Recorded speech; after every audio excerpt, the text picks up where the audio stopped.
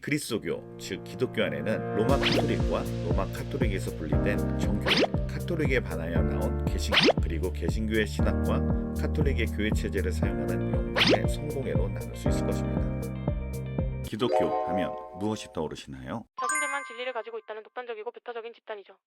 기독교의 하나님은 예수님을 믿지 않는다는 이유로 어린아이들도 지옥에 보내는 무서운 분이시죠. 라며 넷플릭스 드라마 삼체에 나오는 외계인의 추종자들이나 지옥에 나오는 새 진리회를 떠올리며 부정적인 의미를 떠올리시는 분들이 있습니다. 또는 다른 종교와 마찬가지로 마음의 평안 얻으며 착하게 사는 종교라고 생각합니다. 라며 여러 종교 중 하나로 생각합니다. 그러나 이 두 가지 시선은 기독교가 무엇인지 아는 것에 대해 전혀 도움이 되지 못합니다. 우리가 어떤 사람이나 주장에 대해서 좋다, 나쁘다라는 결정을 하기 위해서는 먼저 그것에 대한 정의가 바르게 이루어져야 가능한 일입니다. 만약에 우리가 친일파에 대해서 역사적으로 정리하고 싶다면 친일파에 대해 정의부터 내려야 합니다. 친일의 행적이 있는 모든 사람을 친일파로 보아야 할까요? 어쩔 수 없이 친일인 척한 사람들이나 친일인지도 모르고 가담한 사람들도 친일파로 본다면 마구잡이식 마녀 사냥이 되거나 이를 이용해 나의 적에게 친일이란 프레임을 씌우려는 야비한 정치인의 도구가 될 뿐입니다. 기독교가 대충 이럴 것이다 생각하고 비판한다면 이 또한 매우 비이성적인 일이 되는 것이고, 교회라는 이름으로 저질러진 악행만을 보고 기독교를 바라본다면 기독교의 본질에 대해서 전혀 이해하지 못하는 것입니다. 기독교를 바르게 이해한다는 것은 믿는 사람에게는 신앙의 출발점이 되고, 서구 문명의 주류 가운데 살고 있는 우리에게도 기독교를 이해하는 것은 서구 문명을 이해하는 데 큰 도움이 될 것입니다. 비기독교인들뿐 아니라 많은 기독교인들조차도 신앙은 이성과 상관없이 믿음을 강조하는 것이라고 생각합니다. 그러나 기독교는 전혀 그렇지 않습니다. 2000년이라는 시간 동안 기독교에 대한 세상의 비난과 신앙인에게조차도 제기될 수밖에 없는 질문에 대해서 가장 합리적이고 이성적인 답변을 찾아왔던 것이 기독교입니다. 먼저 기독교라는 단어에 대해서 설명해야 될 것 같습니다. 많은 분들이 기독교하면 목사가 심호하는 교회를 떠올릴 것입니다. 그러나 이것은 기독교를 매우 협소하게 이해하고 있는 것입니다. 기독교란 말은 그리스도의 한자식 표현입니다. 따라서 기독교는 그리스도교입니다. 그리스도는 당연히 예수님을 말하는 것이죠. 정리하자면 예수가 그리스도 되심을 믿는 종교입니다. 그리스도가 되신다 함은 많은 뜻을 내포하고 있지만 지금은 예수가 하나님 되심, 즉 신 되심을 믿는 종교 정도로 인식하면 될 것 같습니다. 아브라함으로부터 시작된 종교 중에서 유대교, 기독교, 이슬람교는 이 예수에 대한 이해가 다릅니다. 유대교의 예수님은 이단 교주이고, 이슬람교에서는 기적을 일으키는 위대한 예언자입니다. 그리고 기독교에서는 당연히 예수님은 하나님이십니다. 그리스도교, 즉 기독교 안에는 로마 카톨릭과 로마 카톨릭에서 분리된 정교, 카톨릭에 반하여 나온 개신교, 그리고 개신교의 신학과 카톨릭의 교회 체제를 사용하는 영국의 성공회로 나눌 수 있을 것입니다. 그런데 많은 분들이 개신교를 기독교로 이해하는 경향이 있습니다. 개신교도인 저에게는 좋지만 이렇게 표현하는 것은 올바른 표현은 아닙니다. 그래서 제가 설명하고자 하는 것이 개신교 입장에서 본 기독교가 적절한 표현인 것 같습니다. 기독교는 예수님을 하나님으로 믿는 종교라는 1차적인 개념이 생겼다면 성경에 대해서도 간단히 이해하는 것이 좋을 것 같습니다. 성경은 기독교인들이 경전으로 삼고 있는 책입니다. 예수님을 탄생 기준으로 이전에 쓰인 책을 구약, 이후에 쓰인 책을 신약이라고 합니다. 개신교는 구약 39권을 가지고 있고, 카톨릭은 7권이 더해진 46권을 가지고 있습니다. 신약은 동일하게 27권을 가지고 있습니다. 같은 성경을 가지고 있지만 이를 어떻게 해석할 것인가에 대해서는 큰 입장 차이가 있습니다. 어떤 사람들은 성경에 쓰여있는 대로 믿으면 되지 해석의 차이가 뭐가 중요해? 라고 말합니다. 그러나 이는 간단한 문제가 아닙니다. 성경을 어떻게 해석하느냐에 따라 교회의 형태가 정해지고 신앙의 생활 방식은 완전히 달라지기 때문입니다. 성경에서는 예수님과 예수님의 제자들인 사도들이 병을 고치고 기적을 행합니다. 그래서 어떤 부류는 이때 이런 기적이 있었다면 지금도 여전히 기적이 일어난다고 생각합니다. 그러나 어떤 사람들은 이런 기적은 교회와 성경이 완성되기 전에 하나님께서 사용하신 방법이고, 지금 시대에서는 기적을 쓰지 않으신다고 주장합니다. 지금도 기적이 계속 일어나고 있다라는 견해를 가진 사람들을 은사주의자라고 부르고, 기적이 멈췄다고 생각하는 사람들을 비은사주의자라고 부릅니다. 만약에 내가 사랑하는 사람 중에 죽을 병에 걸렸다고 한다면 은사주의 교회에 가서 하나님께 살려달라고 기도할 것입니다. 그러나 비은사주의자들은 고통 가운데 하나님의 뜻을 찾기 위해 기도할 것이고, 이 고통을 이길 수 있는 힘을 달라고 기도할 것입니다. 이와 같이 성경을 어떻게 해석하냐에 따라 기도 생활뿐 아니라 예배와 모든 신앙의 생활의 태도를 결정하게 되어 있습니다. 따라서 교회가 어떤 성경 해석 방법을 따를 것인가 매우 중요하며 이런 성경 해석 방법을 논리적으로 정립한 것을 교리라고 볼 수 있습니다. 카톨릭은 예수님의 권위가 사도 베드로에게 위임되었고 그 사도들의 권위를 교회가 계승하였고 그리고 교회가 성경을 완성하였기 때문에 교회의 권위가 성경의 우위에 있다고 주장합니다. 그러나 개신교는 교회가 성경의 본질의 특성을 밝혔을 뿐이지 교회가 최종 권위를 가지고 있다고 생각하지 않고 성경 스스로가 자증하며 권위를 가진다고 주장합니다. 이를 쉽게 말하면 결국 성경 해석의 권위가 누구에게 주어지는가에 대한 문제입니다. 카톨릭은 공교회만이 성경 해석의 최종 권위를 가지고 있고 교회가 성경을 해석하고 통치하고 컨트롤합니다. 그러나 개신교는 시대에 맞게 성경 해석이 발전되어야 하며 그 성경 해석에 따라 교회는 날마다 개혁되어야 한다는 것입니다. 말이 좀 어렵죠. 쉽게 말하자면 개신교는 성경의 해석 권리가 모든 사람에게 열려 있고 그리고 그 성경 해석에 따라 교회를 세울 수 있는 것입니다. 그래서 개신교는 각각 개교의 중심일 수밖에 없습니다. 그래서 개신교는 그런 개교회들이 같은 교리적 입장을 가진 교단으로 모이게 되어 장로교, 감리교, 성결교, 오순절교회 등 여러 교단을 이루고 있는 것입니다.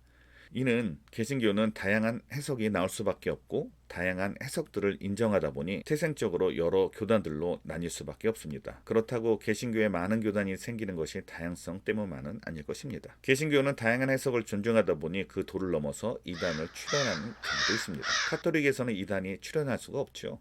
교회 이외의 다른 해석을 따르는 것은 파문이기 때문입니다. 저는 여기서 개신교가 맞다, 카톨릭이 맞다라는 것을 이야기하려는 것이 아니라 개신교가 다양성을 인정하지 않는다면 더 이상 개신교가 아니라는 것입니다.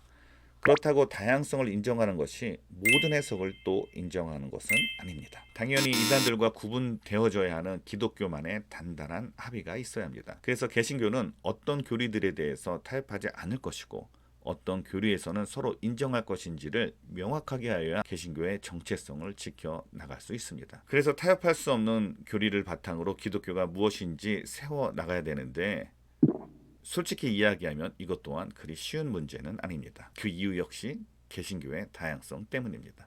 카톨릭과 개신교의 차이를 쉽게 비유하자면 카톨릭은 대기업 체제이고 개신교는 자영업자들의 연합 체제입니다. 카톨릭은 하나의 교리를 만드는 것이 어렵지 않지만 개신교는 다양한 목소리를 하나로 모은다는 것이 쉽지 않은 일입니다. 앞에서 살펴본 바와 같이 개신교는 개교의 중심일 수밖에 없습니다. 그래서 교단도 각 개교의 통제권을 가지기가 어렵습니다. 하물며 기독교 전체를 아우르는 단체를 만드는 것은 불가능한 일입니다. NCC 등 개신교를 통합해보려는 노력이 있었지만 성공한 예는 없습니다. 오히려 이상한 방향으로 흘러가는 경우가 더 많았습니다.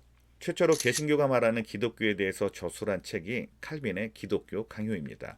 이 책이 기독교 역사의 기념비적인 책인 것은 맞지만 이 책에 동의하는 사람만큼이나 동의하지 않는 사람이 많이 있습니다. 개신교 신학은 다양할 수밖에 없고 합의하는 것이 매우 어렵다는 것입니다. 그렇다고 기독교를 정의할 수 없다라는 것은 아닙니다. 나와 무엇이 다른지가 아니라 우리가 무엇을 같이 바라볼 수 있는지를 살펴보고 기독교가 타협할 수 없는 핵심 교리가 무엇인지 밝히면 그 외의 것들에 대해서는 다양성으로 인정할 수 있는 것입니다. 기독교는 예수가 하나님됨을 믿는 종교라고 했습니다. 그런데 신학계에서는 어떤 이들은 예수님의 신성도 믿지 않고 성경을 경전으로 보지 않고 학문적인 연구 대상으로 보는 부류가 있습니다. 우리는 이런 사람들을 자유주의 신학자라 부릅니다. 그런데 이런 자유주의 신학자들은 전체 신학자의 20-30% 정도이고 대다수의 신학자들은 신앙을 가지고 성경을 연구하는 정통파 신학자들입니다. 자유주의 신학자들 중에서 이성으로 기독교를 변화하고자 하는 분들이 많았습니다. 이 자유주의 신학자의 시조는 우리에게 잘 알려져 있는 임마누엘 칸트입니다. 칸트는 계몽주의 사상이 난무하는 시대에 기독교를 변호하려고 하였습니다.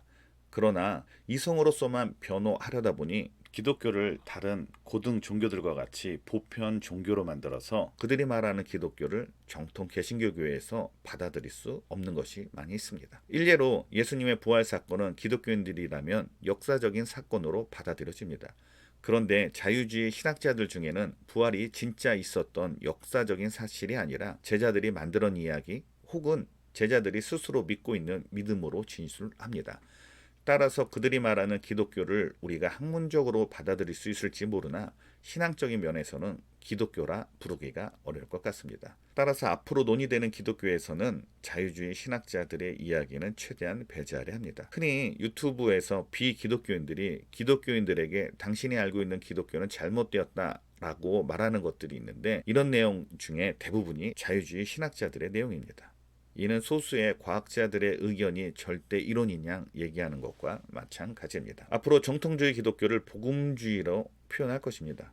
정통주의 교회 안에는 여러 가지 사상들이 있습니다. 근본주의, 오순절주의, 개혁주의, 은사주의, 그 많은 분파 중에 하나가 복음주의입니다. 그런데 복음이란 단어가 정통교회에서는 너무나 중요하기 때문에 복음주의라는 말을 정통교회의 대표성으로 이해하는 사람이 많습니다. 그래서 그대로 사용하도록 하겠습니다. 복음주의 진영의 교회는 크게 보수와 진보적인 교회로 나눌 수 있습니다. 어떤 사람들은 진보, 보수라는 단어를 진보는 개혁적이고 보수는 전통을 지키는 것이라고 생각하지만 이는 잘못된 표현이죠. 그러나 교회에서는 이 개념을 가지고 진보와 보수로 나누어도 어느 정도 맞을 것 같습니다. 복음주의 교회에서 보수적 입장의 교회들은 종교개혁 당시인 16세기의 신학들을 그대로 보존하는 경우가 많고 교회 대대로 내려오는 전통을 중요하게 생각하며 특히 정통적인 성경 해석을 선호합니다. 더 나아가 극보수적인 곳은 성경을 문자 그대로 해석하려는 경향이 있습니다. 그러나 진보적인 교회는 현대 새로운 신학들을 적극적으로 받아들이며 새로운 성경 해석을 통해 교회를 새롭게 하려고 합니다. 극진보주의적인 곳은 자유주의 신학자들의 말이라도 타당한 것은 얼마든지 받아들이려 합니다. 가장 보수적인 교회와 진보적인 교회의 차이는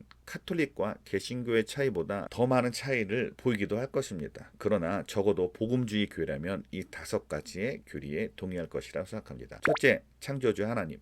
둘째, 삼위일체 하나님. 셋째, 성경의 무호성.